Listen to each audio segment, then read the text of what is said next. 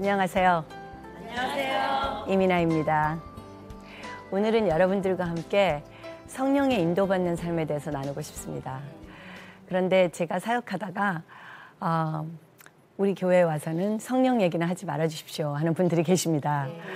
그래서 성령이라는 말 자체에 거부감을 가지는 사람들이 있는데 구원받지 못한 사람들 뿐만이 아니라 그런 사람들은 물론 성령이라는 말을 싫어하고요. 구원받았지만 아직까지 그 성경에 나오는 그 예수님의 말씀을 골라서 자기가 원하는 것만 그렇게 듣고 싶어하는 그런 사람들이 있습니다. 또 어떤 분들은 교리 때문에 그리고 또 성령에 대한 상처 때문에 그 성령의 은사가 잘못 들어온 그런 교회가 있을 수가 있죠. 그래서 너무 은사를 찾아가고 이러다가 성령을 쫓아간다는 사람들이 이상한 행동을 하는 수가 있습니다. 가정을 다 버리고 남편 밥도 안 해주고 애들도 안 챙겨주고 그리고 그냥 이상한 이런 소리 이상한 눈이 돌아가고 막 이러는 그런 걸 봤을 때 남편이라든지 이런 분들이 걱정을 하는 게 당연하죠. 그럴 때 이제 여자분이 나는 성령의 인도를 받습니다. 이랬기 때문에 성령까지 같이 이상한 존재가 돼버리고 맙니다. 근데 성령은 하나님의 영입니다.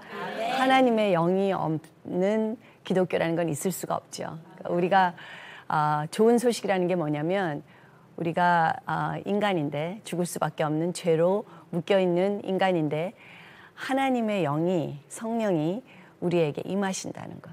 그리고 예수님이 아버지에게로 가셔서 그 성령을 우리에게 보내주셨기 때문에 이제는 우리도 하나님의 자녀가 될 수 있다는 것. 이것이 기쁜 소식이죠.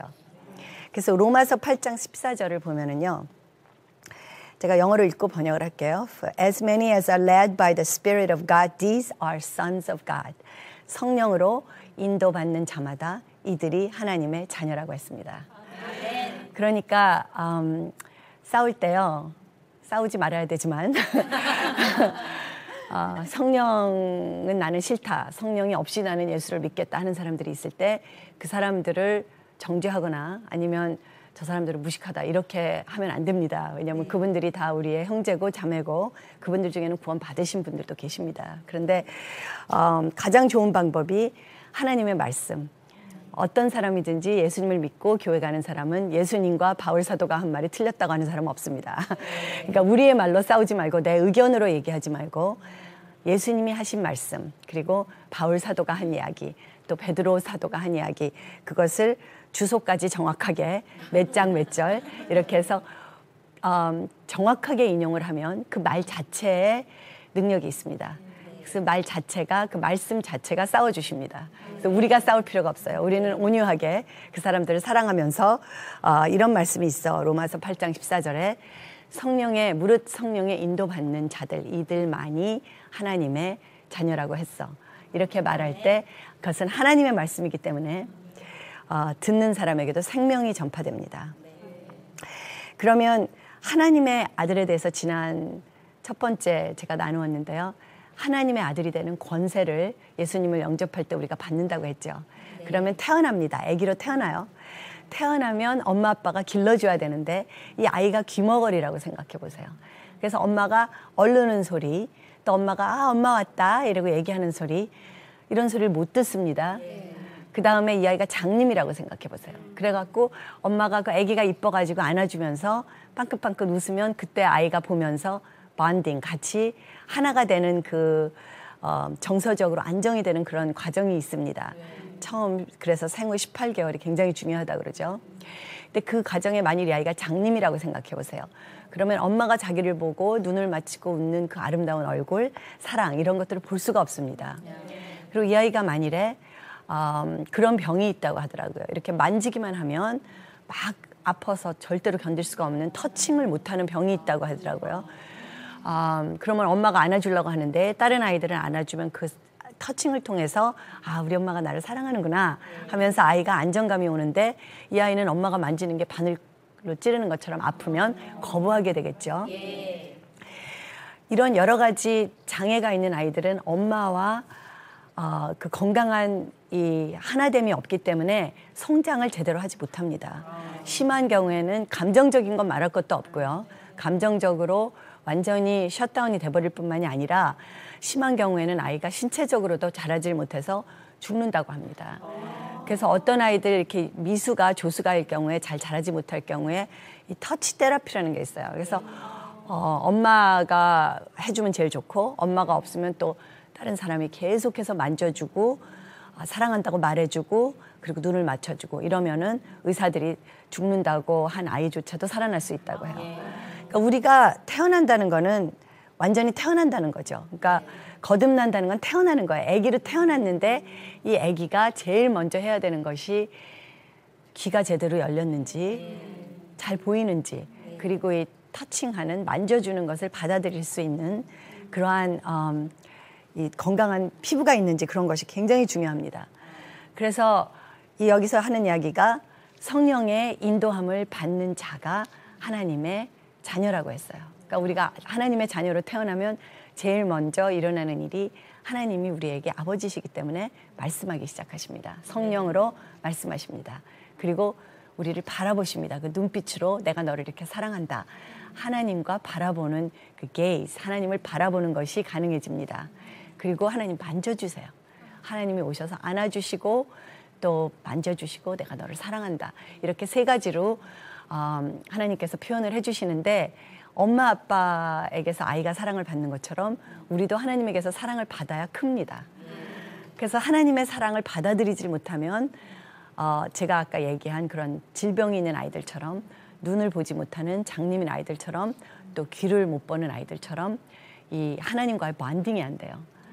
그래서 성령의 인도함을 받지를 못합니다. 성령이 인도하지 못하는 삶은 종교로 빠질 수밖에 없어요. 왜냐하면 안 보이니까, 안 들리니까, 그리고 느껴지지 않으니까. 그래서 목사님들이 와서 하나님이 자매님을 사랑하십니다 하는데 나는 아무런 느낌이 없는 거예요. 사랑받는 느낌이 없어요.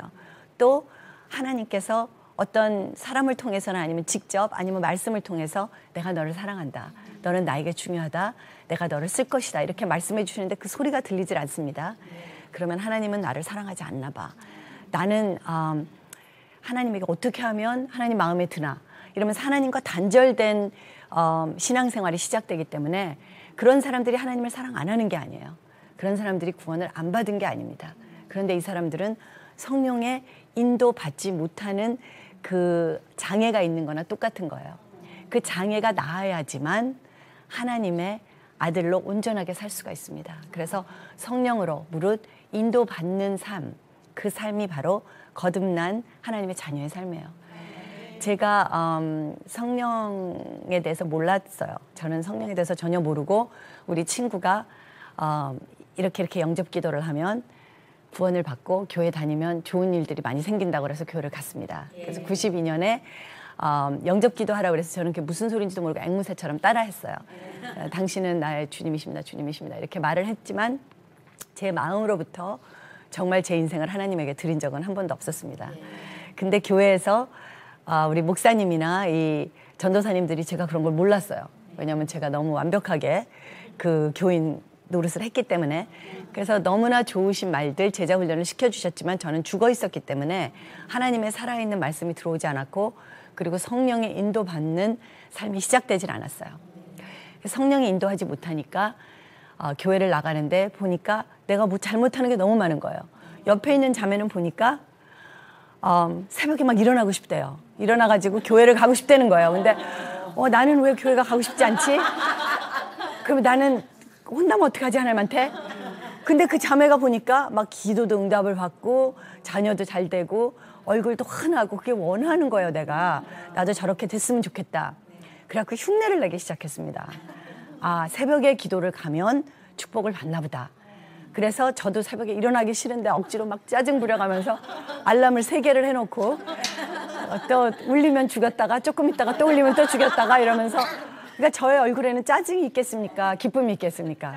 짜증밖에 없습니다. 그런데 이 자매를 보니까 근데 혼자 오는 것만 해도 지금 나는 따라하기 힘들어 죽겠는데 이 자녀들이 축복을 받으려면 자녀들이 새벽 기도를 와야 된다 그러면서 애들을 셋을 다 씻겨가지고 이쁘게 해가지고 아침에 오는 거예요. 그러면 나도 저렇게 해야 되겠다.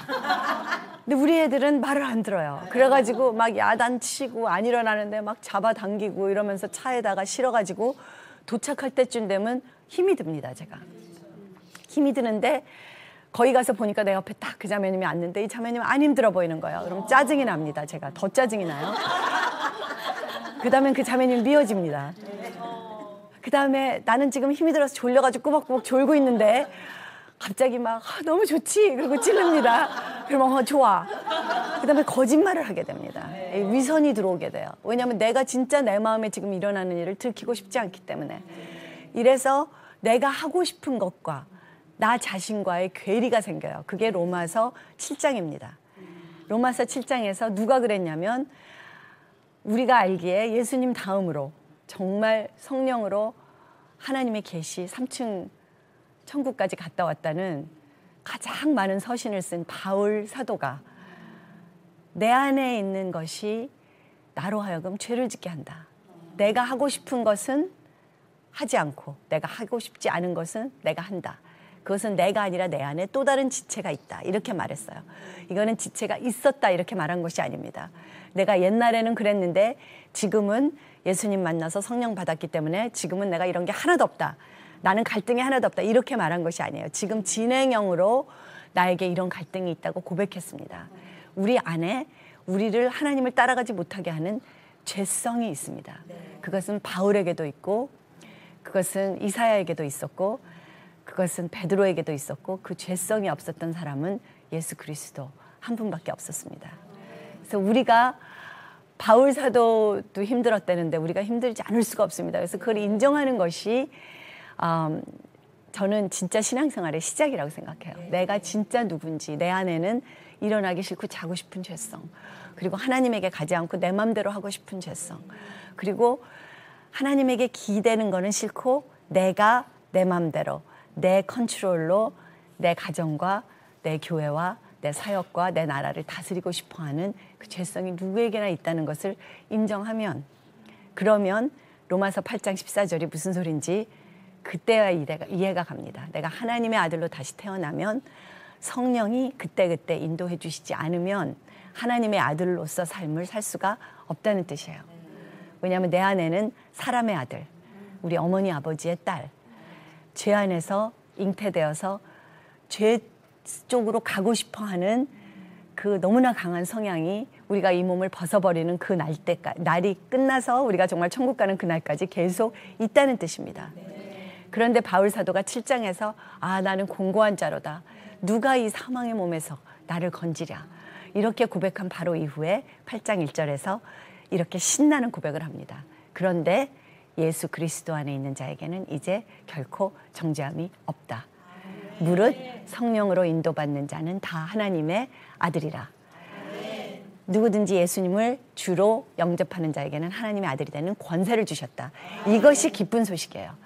내 힘으로 되지 않는 것. 내가 절대로 내 힘으로는 이길 수 없는 내 안에 있는 또 하나의 나, 죄성, 나의 옛사람. 이것을 이제는 내가 하는 것이 아니라 하나님의 영, 성령님이 오셔서 나를 다스려 주신다는 것. 그리고 인도해 주신다는 것. 이것이 기쁜 소식입니다. 이제는 내가 안 해도 되기 때문에 내가 쉴 수가 있어요. 제가 이 성령 안에서 정말 거듭난 것이 2002년 2월 22일 그날 복음을 듣다가 예수님을 나의 진정한 주님으로 내가 인정하고 그러면 나의 인생을 완전히 그분에게 드려야 되겠다 하는 그 고백을 해야 하지만 구원을 받는다고 그렇게 그 목사님이 얘기하시는데 그때 하나님의 영이 저의 마음을 움직이기 시작하셨습니다. 인도하시기 시작하셨어요. 왜냐하면 장님이고 귀머거리고 장애가 있었던 것뿐이지 제가 영접 기도를 했던 그 순간에 선포했던 순간에 하나님의 자녀는 된 거거든요. 그런데 하나님의 자녀로 다시 완전히 회복이 되어서 자녀의 삶을 살기 시작한 것은 온전한 영접, 온전한 구원, 그 거듭남의 고백을 제가 깨닫고 한 그 순간에 저의 눈이 열리고 귀가 열리고 그리고 저의 마음이 딱딱한 돌처럼 굳어있던 저의 마음이 녹아지는 예수님 십자가의 보혈의 그 능력이 저에게 임하였던 두 번째 제 구원의 고백이 2002년 2월 2월에 있었습니다. 그날 저에게 성령님이 저를 인도하시기 시작하셨어요. 또 첫 번째 하신 것이 구원으로 인도하셨습니다. 진정한 구원. 우리가 영은 금방 구원을 받지만 베드로전서 1장에서 우리의 혼은 계속해서 구원을 받아야 된다고 했습니다. 우리의 믿음으로 불 사이를 지나가고 물 사이를 지나가면서 우리의 생각, 우리의 감정, 그리고 우리의 의지가 계속해서 구원을 받아야 된다고 했어요. 우리 구원이 이루어져야 된다고 했습니다. 그것이 이루어지는 첫 번째가 성령의 인도함으로 진정한 구원의 고백. 예수님 당신은 나의 주님이십니다. 당신만이 나를 다스리십니다. 성령님 오셔서 오늘부터는 나를 인도해 주십시오 하고 제가 그 나라의 시민이 된 것을 인정하는 것. 그러니까 제가 미국에 가기는 81년에 갔어요. 근데 그때는 스튜던트 비자, 그러니까 그 학생 비자를 가지고 갔습니다. 그러니까 제가 가긴 갔지만 일을 하려고 그랬더니 취직 못한대요. 또 어디 가면 내가 이렇게 그 예를 들면은 뭐 정치를 하고 싶다 이런다 그러면 못합니다. 나가지도 못해요. 못하는 게 많아요. 왜냐하면 내가 아직 미국 시민이 아니기 때문에. 그렇지만 몸은 미국에 갔지요. 내가 미국에서 살고는 있습니다.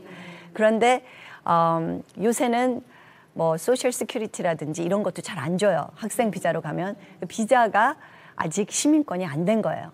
방문자입니다. 나는 거기 학생으로 간 거예요. 나의 조국은 아직까지도 한국이에요.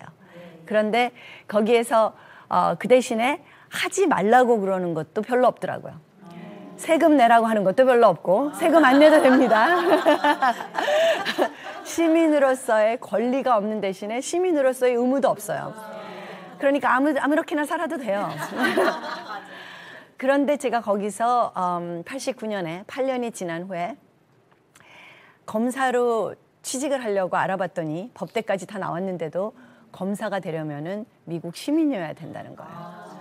그래서 미국 시민이 되려면은 제가 그때 영주권을 얻은 상태였기 때문에 저는 한국 국적을 포기하고 싶지 않았어요. 한국 사람으로 살다가 미국에서 그냥 거기 좋은 것만 누리고 거기서 원하는 것만 하지만 나는 대한민국 시민이다. 이렇게 생각하고 살고 싶었는데 제가 거기서 검사직을 맡으려고 하니까 안 된다. 미국 시민에게만 이 짭을 준다는 거예요. 그래서 제가 한국 국적을 포기하고 미국 시민권을 받았습니다. 미국 시민이 되니까 그때까지는 없었던 권리들이 생기는 거예요. 내가 미국에 계속 살고 있었지만 그날부터는 진짜 미국 시민이 됐습니다. 그래서 죄를 져도요 못 쫓잖아요. 제가 검사를 하면서 그 중범이 있고 경범이 있습니다. 그런데 경범죄는 뭐 여러 사람들이 다 져도 봐줘요. 근데 중범을 졌을 때는 영주권이 있다고 하더라도 미국 시민이 아닌 사람은 추방을 할 수 있습니다.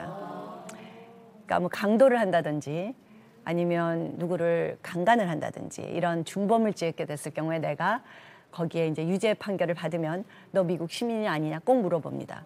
미국 시민이 아닙니다. 나는 지금 여기 영주권은 있지만 나는 한국 사람이에요. 그러면 한국으로 돌아가라 그럽니다. 추방을 당합니다.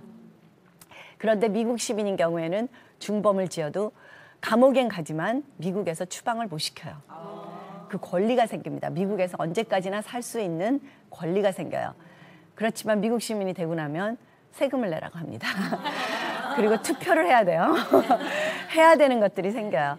그래서 저는 그것이 똑같은 거라고 생각해요. 우리가 하나님의 자녀로 태어나지만 자녀다운 삶, 정말 sonship, 하나님 아버지를 아버지로 인정하고 성령의 인도받는 삶, 이 삶을 내가 살겠다고 입으로 고백할 때 로마서 10장 9절 10절의 고백이 나에게 정말 이해가 되어서 나는 이제 하나님의 나라의 시민으로 하나님의 자녀로 다시 태어나겠습니다.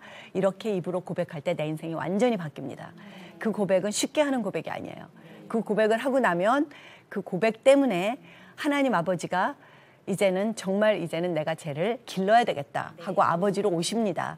이제는 성령을 보내서 성령이 여태까지는 가끔씩 와서 나를 이렇게 찌르는 정도였는데 이제는 나의 꽃비를 딱 잡고 나를 인도하시기 시작하십니다. 그래서 그전에는 사생아 같았는데 내가 아버지의 딸이지만 제가 아버지 딸답게 못 살면 아버지 집에서 도망간 탕자는 아버지의 집에 있는 좋은 걸 하나도 못 누렸죠. 그렇지만 아버지의 집에서 해야 되는 일도 하나도 안 했습니다. 형은 나가서 밭에 가서 일하지만 그걸 보고 나는 도망가면 밭에 가서 일도 안 하고 너무 좋겠다. 그래서 도망을 갔는데 도망갔을 때는 아들로서의 권리를 포기한 거예요. 그러니까 아버지의 집에서 살았을 때만 가질 수 있는 보호함, 그리고 풍족함, 그리고 쉼 이런 것이 없습니다. 그래서 제가 지금 교회에서 사역할 때 정말 중요하게 여기는 것, 그리고 함께 나누는 것이 진정한 거듭남. 내가 그냥 하나님의 자녀로 이름만 있는 것이 아니라 진짜 딸로서, 진짜 아들로서 오늘부터는 제가 아버지의 집에서 살겠습니다. 아버지가 시키시는 대로 하겠습니다. 아버지가 밭에 나가라 그러면 밭에 나가서 일을 하고, 아버지가 잔치를 베풀어 주시면 그걸 먹고 즐기겠습니다. 인도받는 삶이 시작되는 것이 진정한 구원의 시작이라고 저는 생각해요.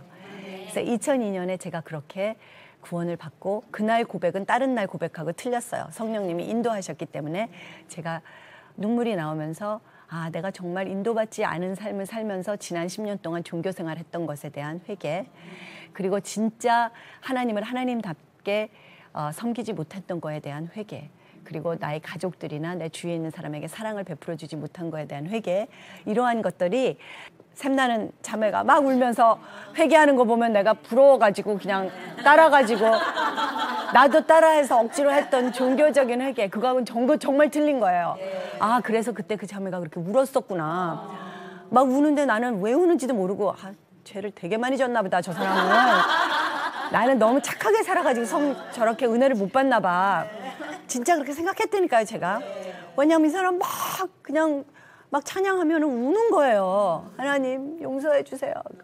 저 사람이 남편한테 되게 잘못했나 보다. 그러면서 저는 옆에서 눈물이 안 나오니까, 회개가 안 나오니까, 나같이 이렇게 남편한테도 잘하고 애들한테도 잘하는 엄마는 저 사람처럼 저렇게 은혜를 못 받으니까 손해야. 막 이렇게 생각을 하면서, 그런데 나도 받고 싶은 거예요. 또 이 여자가 그렇게 막 회개를 하고 나더니 그 다음엔 또 막 얼굴이 해처럼 빛나고 막 기뻐하는데 나한테는 그 기쁨이 없거든요. 나한테는 그 평강이 없거든요.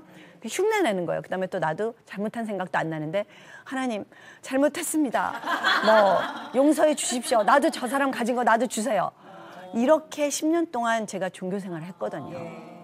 그런데 그날 저에게 그 고백을 하게 하신 성령님, 그분이 저에게 회개를 하게 하셨습니다. 그 성령이 저에게 임하니까, 저를 인도하시니까 저도 모르게 옛날에 잘못한 것까지 다 생각이 나는 거예요. 그때 내가 걔한테 그렇게 하지 말았어야 되는 건데 그게 잘못한 거였구나.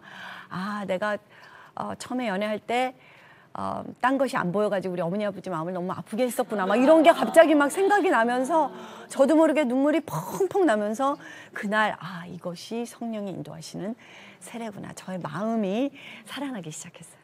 에스겔서에서 말하는 그 에스겔서에서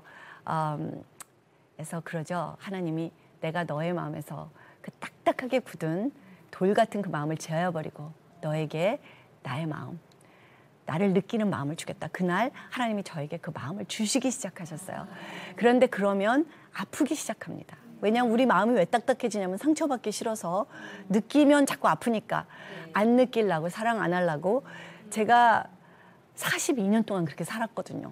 32년 동안은 하나님을 아예 모르니까 사람들에게 상처받아서 마음이 딱딱해졌고, 그 다음에 32살에 32살에 구원은 받았지만, 내가 그 영접은 했지만 제가 말한 것처럼 눈 멀고 귀 멀고 가슴이 딱딱한 굳어있는 상태에서 하나님을 느낄 수가 없었기 때문에, 제가 장애아였기 때문에 갓난에게서 자라질 못했어요. 그러다 보니까 교회에서도 상처받고, 그리고 하나님께서 나의 마음을 녹여주시려고 성령이 들어갈 구멍이 없으니까, 그러니까 왜 씨 뿌리는 비유에서 그러잖아요. 돌밭에 씨가 떨어졌을 때는 조금 자라다가 뿌리가 금방 말라버리기 때문에 핍박이 오면 금방 쓰러진다고 그랬잖아요. 제가 마음이 돌밭 같았기 때문에, 마음이 아직 치료가 안 된 상태에서 성령의 인도함을 받을 수가 없었기 때문에 제 힘으로 살면서 너무 지치면서 그 싹이 돋아났다가 조금 처음에는 막 좋아요. 성령 체험도 했어요. 그래서 하나님 좋다. 그러다가 성령 체험과 성령의 인도함을 받는 삶은 완전히 틀립니다. 성령 체험과 성령으로 인해서 거듭나서 성령 안에서, 예수 안에서 거하는 삶은 완전히 틀려요. 이거는 성령 맛을 조금은 봐요. 근데 내가 아직 마음이 딱딱해요. 내 혼이 하나도 지금 하나님에게 항복을 안 했어요. 그러다 보니까 상처받기 싫어서, 그러다 보니까 조금 자라서 남들이 보기에 은혜 받았나 보다 하는데, 하루 이틀 지나면 또 우울함이 오고 또 어두움이 오고 그냥 시들어 말라버립니다.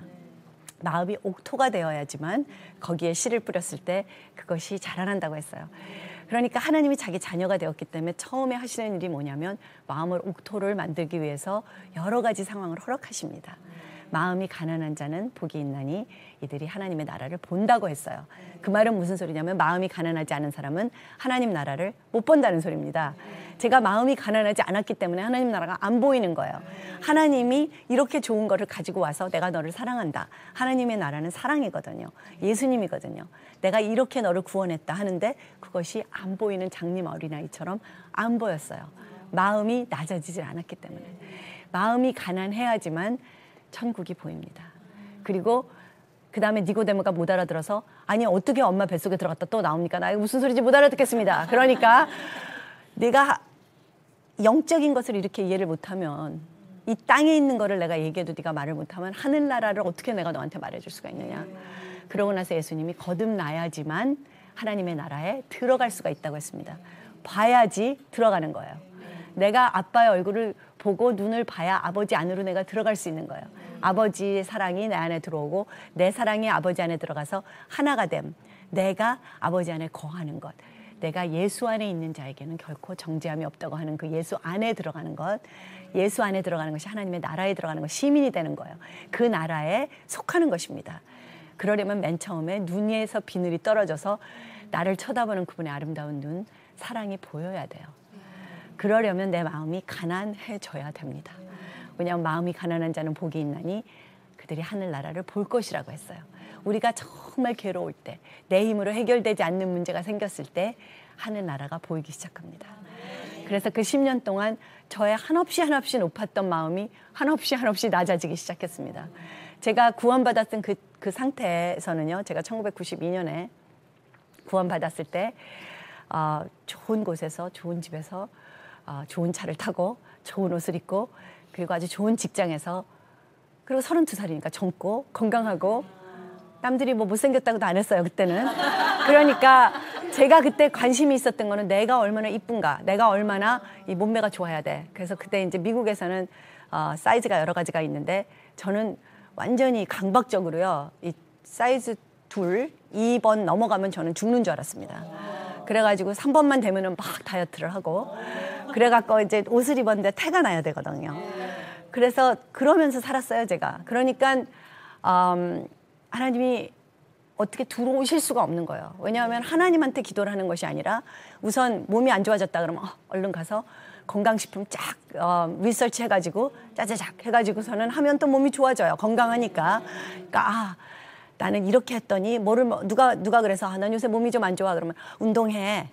나 좀 내가 저는 몸이 조금만 안 좋아지면요 얼마나 극성이었냐면 제가 하루 종일 일을 하는데 1시간 반 점심시간을 줍니다. 공무원이기 때문에. 그러면 제가 조금 몸이 불잖아요. 그러면은 점심을 굶고 가서 헬스에 가서 이제 20번씩 막 수영을 합니다, 제가. 그러고 나면 딱 다시 날씬해집니다. 그런데 제가 같이 일하는 사람 중에 어떤 사람이 저를 보면서 난 요새 몸이 좀 안 좋아. 근데 딱 보니까 몸무게가 좀 나가더라고요. 그러면 제가 그 사람한테 이럽니다. 점심 먹지 말고 점심시간에 가서 수영해. 저에게는 인간의 지혜가 너무 꽉 차 있어가지고요. 그리고 하면 돼요. 그렇게 하면 저는 살이 빠져요. 그런데 이 자매가 몇 번 하더니 이틀 하더니 막 나 까무라치겠어, 못하겠어 이러고 그만두는 거예요. 그러면 이제 교만이 들어옵니다. 또 저 사람은 왜 저렇게 의지가 없어, 저러니까 살이 찌지, 이러면서 제가 쌓아놓은 성들이 너무나 많았어요. 또 우리 첫 아이가 공부를 잘했거든요. 그러니까 머리가 굉장히 좋았어요. 그리고 얘는 책을 읽지 말라고 맨날 싸우는 거예요. 제가 얘하고. 너 그렇게 책 많이 읽으면 눈 나빠져. 그러니까 제가 지난번에도 말했지만 어떤 엄마가 봉도난발을 하고 뛰어와가지고 저한테 어떻게 하면 아이가 저렇게 책을 읽어요, 유진이처럼. 그런데 제가 그 엄마를 바라보면서 책 사주세요 그랬습니다. 저는 어렸을 때부터 얘를 책방에 가서 데리고 놀았습니다. 인간의 지혜예요. 근데 이 엄마가 저는 어렸을 때부터 책방에 데리고 갔는데요, 얘가 책방에 가면 여기저기 부시고 다니고 전혀 책을 안 읽습니다. 그러면 책방에 데려가지도 않았으면서 무슨 저렇게 거짓말을 하나. 왜냐하면 저는 저가 오르니까, 내가 하면 되니까 그거는 저에게 진리인 거예요. 제가 쌓아놓은 진리들이 너무나 많았어요. 그것들이 1개씩 2개씩 어떻게 깨지냐면 안 되기 시작하는 거예요. 그게 하나님의 은혜입니다. 하나님의 자녀가 되면 맨 처음에 나오는 게 뭐냐면 인간의 지혜로 안 되는 일들이 자꾸 생깁니다. 인간의 지혜로 해서 모든 게 다 되는 사람을 부러워하지 마세요. 저는 옛날에 그런 사람을 부러워했습니다. 요새는 보면 마음이 아픕니다. 불쌍합니다. 왜냐하면 저래 갖고 어떻게 하나님의 나라를 보나. 저 사람도 빨리 마음이 낮아져서 하나님의 나라를 봐야 되는데, 왜냐하면 거기 들어가 보니까요, 거기처럼 좋은 데가 없는 거예요. 제가 처음에 미국 시민이 될 때 참 고민을 많이 했습니다. 무언가 조국을 버리는 것 같고, 이 다른 나라 사람이 된다는 것이 참 타향살이 하는 것도 지금 서러운데, 내가 한국에 와도 한국 사람이 못 되는 거, 이것이 저는 참 버리기 힘들었어요. 근데 일단 미국 시민이 되고 나서 미국 시민으로서의 거기서 주는 여러 가지 혜택을 누리면서 미국 시민이 되니까 좋다, 그런 생각을 하게 되더라고요. 그러니까 들어가 봐야 됩니다. 내가 들어가기 전에 만일에 나에게 미국 시민이 될 건지 안 될 건지 결정하라고 그러면요, 제가 밤새도록 고민하고 결정을 못 할 수도 있었어요. 그날 제가 검사가 되려면 그렇게 할 수밖에 없다고 해서 할 수 없이 한 거지, 사실은 제가 여러 가지 제 명석한 머리로 좋은 점 나쁜 점을 쭉 써보니까 막 이렇게 하면 이게 좋은 것 같고 저렇게 하면 저게 좋은 것 같고, 한국 시민권도 버리기 싫고 미국 시민권도 받고 싶고 결정을 못 하겠는 거예요. 왜냐하면 인도받지 못하는 내가 해야 되는 삶이기 때문에. 근데 들어가 보니까 좋더라고요. 구원도 처음에 받는 게 왜 그렇게 힘드냐면, 아직 성령의 인도하는 것이 몸에 배지 않았는 상태에서 내가 결정하려고 그러기 때문에 그렇습니다. 내가 생각해서 결정해서 태어나려고 그러면 생전 못 태어납니다. 그래서 마음이 착한 사람, 여러 가지를 신중하게 결정하는 사람, 그리고 실수 안 하려고 하는 사람이 제일 구원받기가 힘들어요. 그래서 제가 10년이 걸린 겁니다. 제가 영접 기도는 어떻게 속아갖고 했는데 뭔지도 모르고 그냥 했는데 하나님의 은혜였어요, 그게. 그래서 하나님 명록에 올라갔습니다. 찍혔습니다. 그런데 10년을 아무리 불러도 제가 안 오는 거예요. 하나님이 저 때문에 고생을 많이 하셨습니다.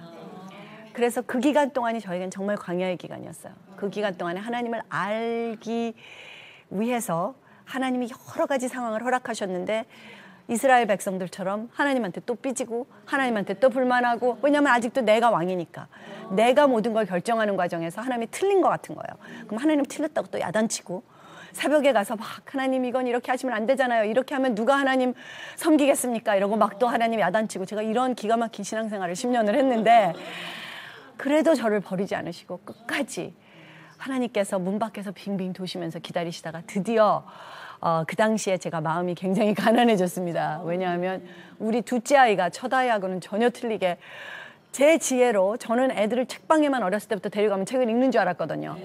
그랬다 제가 아주 큰 한 방을 맞았습니다. 왜냐하면 우리 큰애랑 똑같이 어렸을 때부터 저는 항상 사람들에게도 교양 강좌를 많이 했습니다.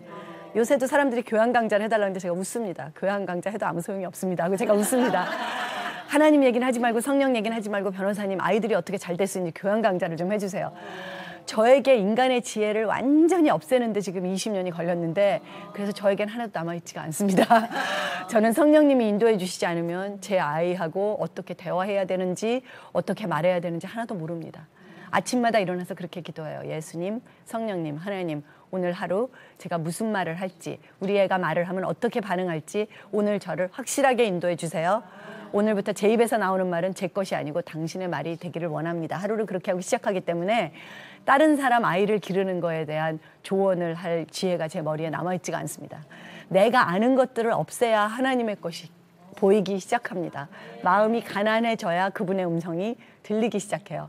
마음이 가난한 것은 하나님 나 모르겠어요, 이것이 마음이 가난한 것입니다.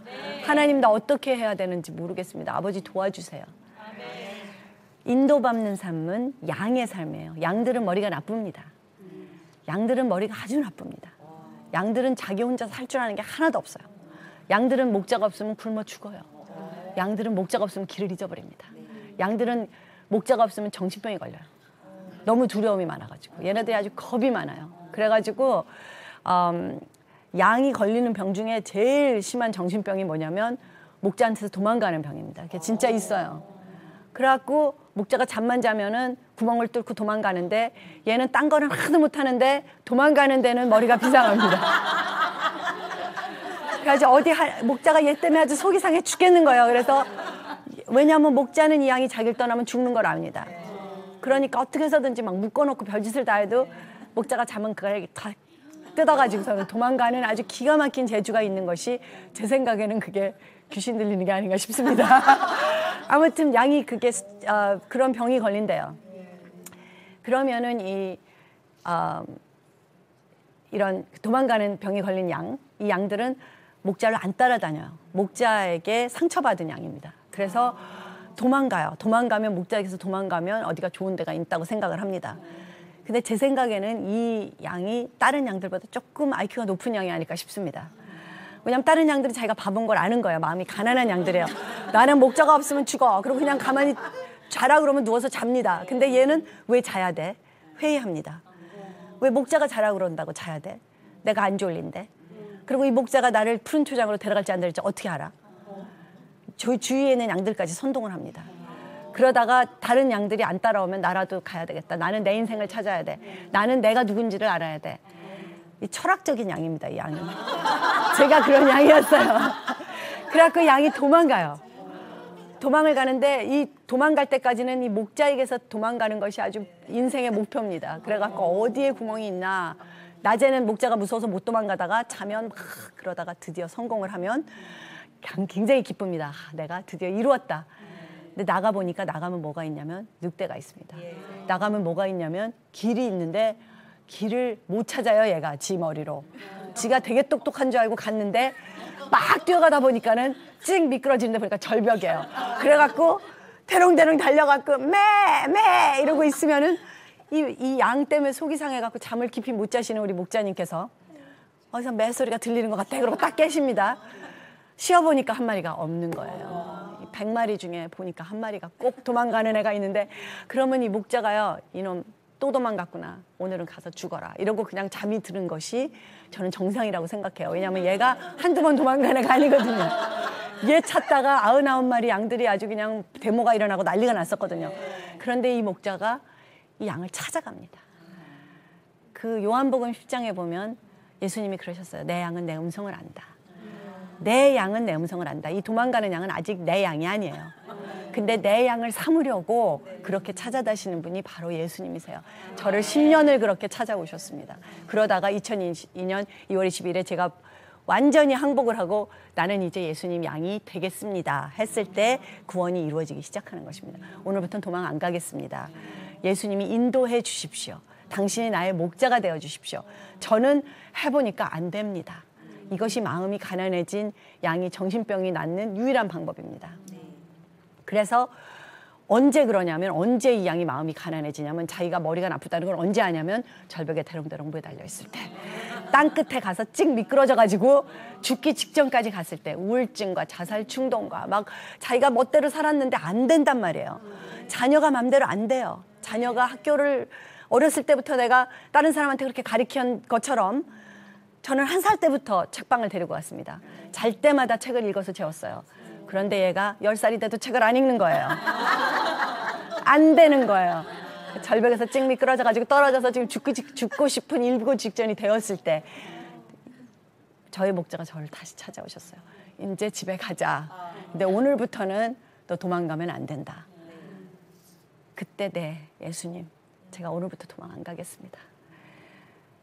그것이 진정한 구원의 시작이라고 저는 생각해요. 성령의 인도 받는 삶이 제가 그때부터 시작이 됐습니다. 그때부터는 억지로 와서 나한테 와서 두들기는 게 아니라 제가 마음문을 열었어요. 그래서 그분이 제 안에 들어오셨습니다. 저와 먹고 마시고 내가 예수 안에, 예수가 내 안에 있는 진정한 구원의 삶이 시작됐습니다. 몇 번 도망갔을 때 어떤 때는 하나님이 우리에게 고난을 허락하시는 때가 있습니다. 사람들이 그걸 보면 무서운 하나님이라고 그래요. 그래서 에스겔서 26장에서 너희들이 하도 도망가니까 내가 너희를 살리려고 가가지고 너네들 정말 어떤 때는 다리 몽둥이를 부러뜨려서라도 데리고 와야 되거든요. 왜냐하면 자꾸 도망가니까. 그 늑대 안에 막 이렇게 머리가 다 들어간 것까지 내가 끄집어냈다. 욥에서 그러잖아요. 제가 몇 번 그렇게 끄집어내셨습니다. 하나님께서. 마귀에게 들어가서 머리가 다 먹히기 일보 직전에 오셔서 저를 끌어내셨어요. 그래서 또 도망가거든요. 그 다음날. 또 도망간단 말이에요. 그러면 내 자식일 경우에는 내 양일 경우에는 내가 이걸 내 양을 꼭 삼아야 되겠다 생각하실 때는 그 목자가 그 팔레스타인에 있는 목자가 정말 마지막 수단으로 쓰는 것이 뭐냐면 이 양의 다리를 부러뜨립니다. 양의 다리를 부러뜨리는데 기술이 있대요. 그래갖고 그렇게 부러뜨리면 다시 붙는데요. 그래서 부러뜨려갖고 도망만 못 가게. 그러면 양이 이제 다리가 딱 부러졌으니까 아프잖아요. 그러면 앉아가지고서 이제 뭐 이불평 저불평 난리가 납니다. 뭐 이따위 목자가 있어. 뭐 다리를 부러뜨려. 나는 딴 데 도망가고 싶은데 도망도 못 가고 이제. 그런데 이 목자가요. 이제 양들을 데리고 왔다 갔다 하는데 이제 푸른 초장으로 가야 되는데 얘는 못 걷습니다. 그러니까 목에다가 업고 갑니다. 그럼 거기 엎혀가지고 처음엔 막 발버둥질을 치는데 다리가 부러졌으니까 발버둥질도 못 치고 그러면서 거기 어깨에서 어느 날 힘이 빠지는 때가 있어요. 그런데 그때 목자와 가까워집니다. 아, 이 사람이 나쁜 사람이 아니구나. 이분이 나를 아프게 하려고 부러뜨린 줄 알았더니 그래갖고 막 안 간다고 앙탈을 하는 애를 데리고 그 무거운 거를 지고 다른 애들은 다 잘 따라오는데 얘는 지고 가야 돼요. 그래갖고 가는데 얘는 나를 어디다 갖다 구덩이에다 갖다가 죽이려고 하나 보다 이러고 지금 가겠죠. 다리도 부러뜨렸으니까. 그런데 거기 갔는데 보니까 제일 좋은 초장에 가서 이 아이를 제일 먼저 눕힙니다. 이 양을 제일 먼저 눕혀요. 딴 애들은 지절로 와서 누우니까. 그리고 쉴만한 물가에 가서 물을 마시게 하십니다. 그래서 초장에도 가보고 물에도 가보고 목자하고 친해지고 이러다가 어느 날인가 그래도 또 도망가요. 정신병이기 때문에. 그런데 어느 날인가 항복하는 날이 오는 것. 그것이 진정한 구원의 시작. 마음이 가난해졌을 때 그 위기에서 정말 이제 1초만 있으면 나는 떨어져서 죽는다 하는데 나의 손을 잡아주시는 나를 어깨에다가 메고 다녔었던 바로 그분이구나. 그럴 때 진정한 회개가 옵니다. 내 마음이 가난해지면서 천국이 보이기 시작해요. 이것이 천국이구나. 내가 이곳의 시민이 되면 먼저 살던 데보다 나쁠 게 없겠다. 더 좋을 수도 있겠다. 그러면 들어가지는 거예요. 그래서 성령의 인도함을 받는 삶이 시작되기까지 하나님께서 계속 우리에게 낮아지게, 아프게, 어떤 때는 정말 내 힘으로 걸어다니지도 못하게 그렇게 하십니다. 그렇게 인도하십니다. 그것이 그분의 아버지의 사랑이에요. 그 아버지의 사랑을 깨달을 때 내가 내 마음에서부터 우러나는 항복을 합니다. 하나님은 우리를 다리를 부러뜨려서 자기 양을 만들 수는 없어요. 만들지 않으십니다. 그렇다 또 낫잖아요. 그러면 또 도망가면 그냥 내버려 두세요. 또 어쩔 수가 없습니다. 그런데 양은 목자에게 와야 되는 거예요. 기다리십니다. 10년이든 20년이든 30년이든 하나님, 나는 당신이 필요합니다. 성령님, 당신이 인도해 주지 않으시면 나는 살 수가 없습니다. 오늘부터 나의 인생의 주님이 되어 주십시오. 그 고백이 내 마음으로부터 진정한 고백이 나오는 것, 저는 그것이 구원의 이루어짐이라고 생각합니다. 그 이후에는 내가 부탁했기 때문에 기가 막힌 삶이 시작됩니다. 어려운 일이 안 오는 건 아니에요. 훈련이 끝나는 건 아닙니다. 그렇지만 내가 그렇게 내 인생을 인도받는 삶을 살겠다고 완전히 들인 이후에는 무릇 하나님의 영, 성령으로 인도받는 자의 하나님의 아들의 삶이 시작됩니다. 그래서 성령의 인도받는 삶은 나의 삶이 아니에요. 나의 것들, 나의 생각, 내가 하고 싶은 것들을 내가 완전히 내려놓을 때 그때 하나님의 아들로서 살 수 있는 권세가 주어집니다. 아멘. 기도로 끝내겠습니다. 하나님 아버지, 감사합니다. 하나님의 성령의 인도하심으로 저를 여기까지 인도해 주셔서 감사합니다. 당신은 나의 목자시니 나에게 부족함이 없습니다. 당신이 내 안에, 내가 당신 안에 거하는 한은 나에게 정죄함이 없습니다. 그리고 당신의 날개 아래 거하는 저에게는 이 세상의 어떤 열병이나 이 세상의 악병이나 그리고 어떠한 악한 것도 건드릴 수 없는 그 하나님의 집에 제가 거할 수 있는 시편 91편에서의 약속이 다 이루어짐을 제가 믿습니다. 오늘부터 영원토록 당신의 성령으로만 인도받는 삶을 살기를 원합니다. 예수님의 이름으로 기도드렸습니다. 아멘.